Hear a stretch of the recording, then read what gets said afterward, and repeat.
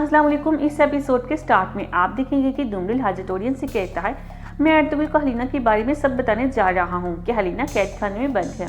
हाजतोरियन कहता है, इसकी कोई ज़रूरत नहीं, मुझे पता चला है कि हलीना कैद खाने से बाहर निकल आई है और शहजादियों की तरह रह रही है। वसीलिस को हलीना पर शक था, लेकिन जब अर्तुगरुल ने यगेस की लाश किले में भेजी, वसीलिस ने सोचा कि इससे गलती हुई है।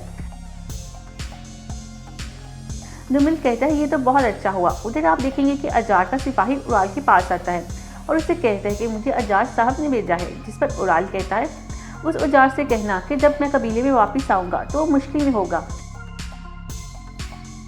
उसकी वजह से मैं जान से जाने वाला था। अर्तुगरुल को यगेस का पता चल गया। सिपाही कहता है, दुंदार साहब कल कोन्या रवाना हो रहे हैं, अजार साहब ने मुझे आप तक की खबर पहुँचाने का हुक्म दिया था।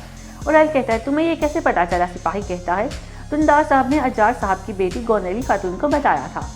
उराल कहते हैं, दुंदार का गुनेली खातून से क्या काम? सिपाही कहते हैं, सुना है दुंदार साहब गुनेली खातून को पसंद करते हैं। उराल कहता है, ठीक है तुम जाओ। सिपाही कहता है, एक और बात, वसीलिस का सिपाही क्यों जानदार कबीले में कैद खाने में मौजूद है और वो लोग उससे तफ्तीश कर रहे हैं। उराल कहता है, अजार साहब को कहना कि आजाद क्यों को वहाँ से भगा दें। फिर सिपाही वापस ले जाता है। उसके बाद उराल वसीलिस के पास जाता है और उसे कहता है, एक रास्ता है जिससे आप अपना इंतकाम ले सकते हैं। वसीलिस कहता है, अच्छा बताओ, मैं कैसे इंतकाम ले सकता हूँ? उराल कहता है, अर्तुगरुल का भाई दुंदार कल कोन्या जा रहा है। वसीलिस कहता है, इसके जाने का मकसद वाज़िह है, वो सुल्तान से मिलने जा रहा है, मतलब इसके पास अहम मालूमात होगी। उराल कहता है, आप उसे रोक सकते हो। वसीलिस कहता है, यकीनन, अगर ये अर्तुगरुल का कोई और जाल ना हुआ तो जाने दो उसे। उराल कहता है, वसीलिस ऐसा मौका रोज रोज नहीं मिलता, तुम मुझ पर भरोसा क्यों नहीं करते? क्या तुम उसे जाने दोगे?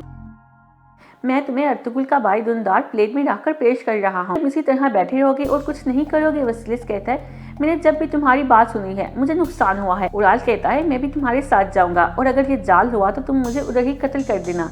मैं तुम्हें तियो भी दे रहा हूँ, वो जानदार कबीले के कैद खाने में मौजूद है। तियो का नाम सुनकर वसीलिस खड़ा हो जाता है और कहता है, अगर तुम तियो को बचाने का वादा करते हो तो मैं तुम्हारे साथ चलूंगा। उराल कहता है, ठीक है। उधर आप देखेंगे कि कुतलुजा आलियार के पास आता है और उसे कहता है कि हमारा एक सिपाही अजार का पीछा कर रहा था, वो वापस आ गया है। उसने बताया है कि अजार साहब शिकार पर गए थे और वह ज़्यादा दूर नहीं गए और ना ही किसी से मिले। आलिया कहता है, अजार साहब शिकार पर क्यों जाएंगे कुतलुजा? शिकार तो सिर्फ एक बहाना है, कुछ गड़बड़ है। आलिया कुतलुजा से कहता है कि अजार साहब पर नज़र रखो और वो जिन लोगों से मिल रहे हैं इन पर भी नज़र रखो, शायद वो खुद ना जाता हो और किसी और को बेचता हो। कुतलुजा कहता है, जैसे आपका हुक्म, और वहाँ से चला जाता है।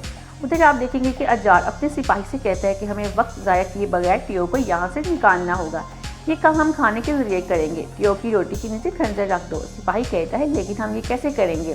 कुतलुजा के सिपाही हर चीज़ का मुआयना करते हैं, अगर इन्हें खंजर मिल गया तो? अजार कहता है, इसी वजह से मैंने कहा कि रोटी के अंदर रखो। एक बार इसके हाथ खुल गए, टियो दरवाजे पर खड़े सिपाहियों से भी निमट लेगा और कबीले से बाहर जाकर हमारे सिपाही उसे जाने देंगे। सिपाही कहते हैं, जैसा आप चाहें, और वहां से चला जाता है। उधर आप देखेंगे कि काई कबीले में अर्तुगरुल और उसके सिपाही शेख इब्न अरबी के पास पहुंचते हैं। शेख इब्न अरबी कहते हैं, माशाअल्लाह, आप सबको यहाँ देखकर मुझे बहुत खुशी हुई, अल्लाह आपके इत्तेहाद को ऐसे ही कायम रखे। सब कहते हैं, आमीन।